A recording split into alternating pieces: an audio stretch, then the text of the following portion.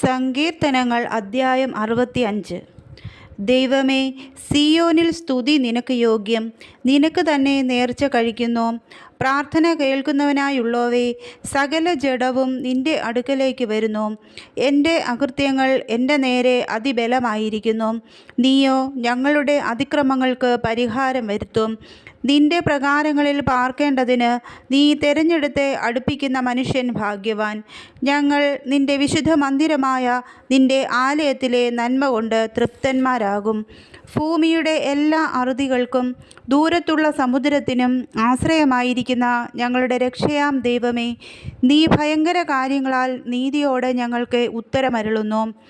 അവൻ ബലം അരക്കി കെട്ടിക്കൊണ്ട് തൻ്റെ ശക്തിയാൽ പർവ്വതങ്ങളെ ഉറപ്പിക്കുന്നു. അവൻ സമുദ്രങ്ങളുടെ മുഴക്കവും തിരമാലകളുടെ കോപവും ജാതികളുടെ കലഹവും ശമിപ്പിക്കുന്നു. ഭൂസീമാവാസികളും നിന്റെ ലക്ഷ്യങ്ങൾ നിമിത്തം ഭയപ്പെടുന്നു.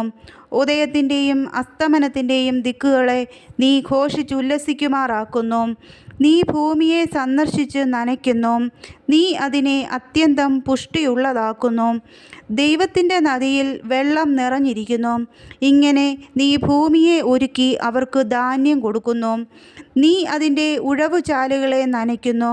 നീ അതിൻ്റെ കട്ട ഉടച്ചു നിരത്തുന്നു. മഴയാൽ നീ അതിനെ കുതിർക്കുന്നു. അതിലെ മുളയെ നീ അനുഗ്രഹിക്കുന്നു. നീ സംവത്സരത്തെ നിൻ്റെ നന്മ കൊണ്ട് അലങ്കരിക്കുന്നു. നിൻ്റെ പാതകൾ പുഷ്ടി പൊഴിക്കുന്നു. മരുഭൂമിയിലെ പുൽപ്പുറങ്ങൾ പുഷ്ടി പൊഴിക്കുന്നു. കുന്നുകൾ ഉല്ലാസം ധരിക്കുന്നു. മേച്ചിൽപ്പുറങ്ങൾ ആട്ടിൻകൂട്ടങ്ങൾ കൊണ്ട് നിറഞ്ഞിരിക്കുന്നു. താഴ്വരകൾ ധാന്യം കൊണ്ട് മൂടിയിരിക്കുന്നു. അവ ആർക്കുകയും പാടുകയും ചെയ്യുന്നു.